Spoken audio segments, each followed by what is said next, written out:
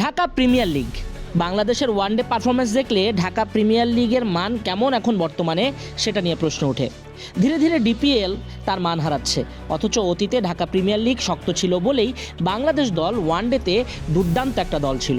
Dhaka premier লিগের calendar থেকে শুরু করে সব কিছু ছিল প্ল্যান করা, পরিকল্পনা মাফিক, ভালো উইকেটও খেলা হতো।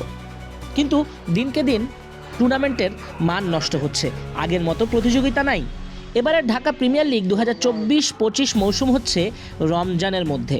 পুরো রমজান ক্রিকেটাররা রোজা রেখে খেলবেন, তাহলে এখানে প্রতিযোগিতা থাকলো কোথায়?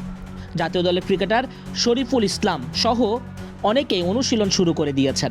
আবাহনী প্র্যাকটিসে এখনও প্র্যাকটিস শুরু করেনি লিজেন্ডস অফ রূপগঞ্জ। খেলার কথা ছিল এই ক্লাবটায় সাকিব আল হাসানের, কিন্তু রাজনৈতিক পরিস্থিতি, ব্যক্তিগত নিরাপত্তা সবকিছু মিলিয়ে সাকিব আল হাসান এখন না আসার পরিকল্পনা করেছেন, নাম উঠিয়ে নিয়েছেন। 24 ঘন্টার ভেতর সাকিব নাটকের অবসান। লিজেন্ডস অফ রূপগঞ্জের হয়ে খেলবেন না সাকিব আল হাসান। আকবর আলী শরীফুলরা লিজেন্ডস অফ রূপগঞ্জের প্রাণ, তাদের হাত ধরে সাফল্য পেতে রূপগঞ্জ প্রত্যাশায়। তবে চ্যাম্পিয়ন্স ট্রফিতে বাংলাদেশের যেই হাল, যেভাবে ডটের বন্যা বয়ে দিয়েছেন ক্রিকেটাররা, তাতে ঢাকা প্রিমিয়ার লিগকে নিয়ে নতুনভাবে চিন্তা করতে হবে খোদ বিসিবিকেই। উইকেটের মান থেকে শুরু করে প্রতিযোগিতামূলক ক্রিকেট না খেলাতে পারলে এই লিগ আয়োজন করা অনর্থক।